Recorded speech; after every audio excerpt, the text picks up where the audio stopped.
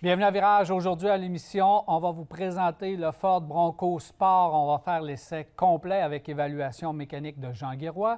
On va aussi parler du CX5 100e anniversaire que nous avons ici même en studio. On va parler aussi évidemment de Mazda. 100 ans, ça se fête. Alors, on va aller jouer un petit peu dans l'histoire de Mazda. On va poursuivre nos chroniques mécaniques également avec Jean Guéroy de Desharnais Pneus Mécaniques. Chronique esthétique avec Richard Pelchat de Silverwax. Et à la fin, nous allons répondre à vos questions. 670-9078, poste 230 ou encore virage@telemac.tv ou via notre Facebook. C'est les façons de nous rejoindre. Jacques, bienvenue, salut. Salut, Daniel. Comment ça va? Oui, je vais bien, merci. Oui. Bon, pleine forme? Ben, je le suis, oui. D'entrée de jeu, on va parler du Mazda CX-5 100e anniversaire parce que Mazda, évidemment, fête ses 100 ans. Donc, ça se fête, 100 ans d'existence. Fait que je suis allé voir un petit peu, Jacques, dans l'histoire de Mazda, comment tout ça a débuté et a commencé. C'est pas banal. Yuriro, M. Yuriro Matsuda, donc c'est lui qui a fondé la compagnie. Il l'a fondée en 1920, Jacques. Oui. Et au tout début, chez Mazda, on fabriquait des bouchons de liège. Donc, des bouchons de liège pour aller sur les bouteilles de vin.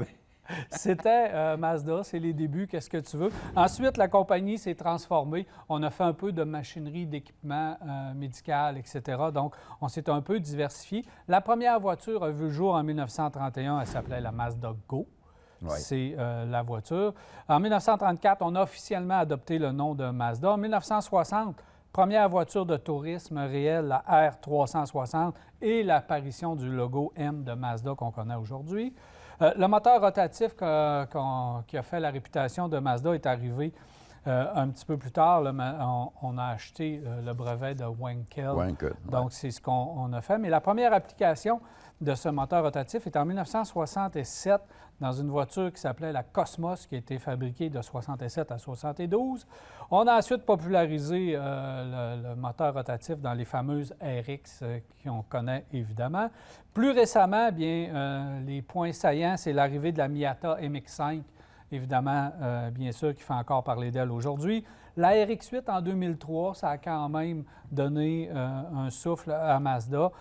Et en 2008, ou dans ces eaux-là, 2007-2008, on a vu arriver la Mazda 3 qui a vraiment propulsé Mazda à un autre niveau. Et la technologie Skyactiv en 2011, où on fonde encore aujourd'hui beaucoup d'espoir. Alors, c'est les grands points de l'histoire de Mazda. Toi, tu en as retenu quoi, Jean?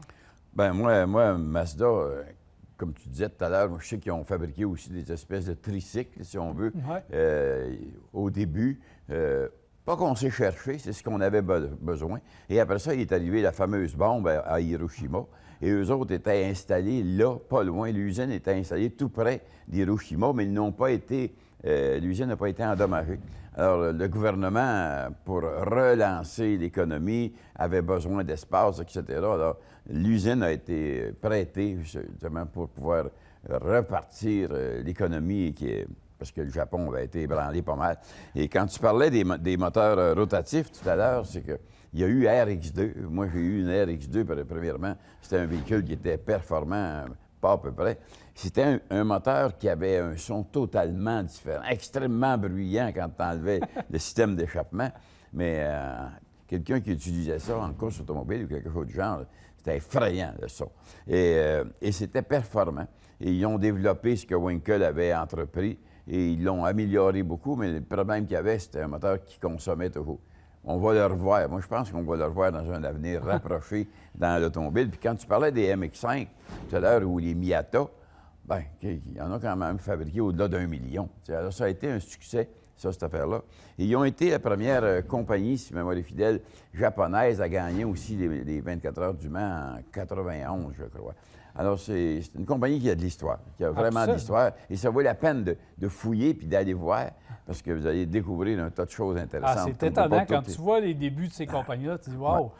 Probablement qu'eux-mêmes ne le savaient pas que ça allait être la compagnie qu'ils sont aujourd'hui. Jacques, pour fêter ça, on a fait quelques produits 100e anniversaire, dont le CX-5 ici, où on a mis, évidemment, des emblèmes 100e anniversaire un petit peu partout. Ce qui retient l'attention, c'est les très belles roues avec les cœurs de roue rouges qui se démarquent vraiment. Évidemment, on a mis un petit peu de chrome ici et là, mais les sièges et la couleur intérieure rouge qui est absolument extraordinaire avec les tapis moquette rouge. On a fait un très beau travail. C'est distinctif. Année 2021 seulement, parce que ça se fête seulement année 2021, parce qu'on sait qu'on a déjà les 2021 et demi sont déjà arrivés, parce qu'on les appelle comme ça, 2021.5 sont déjà arrivés. Donc, couleur blanc, évidemment, c'est un modèle couleur unique. Mais à la base, on sait que c'est un CX5 et qu'on a pris la signature. Et du signature, on a justement fabriqué le 100e anniversaire. Je pense que ça ajoute environ 1 200 $ pour avoir celui-là versus la signature.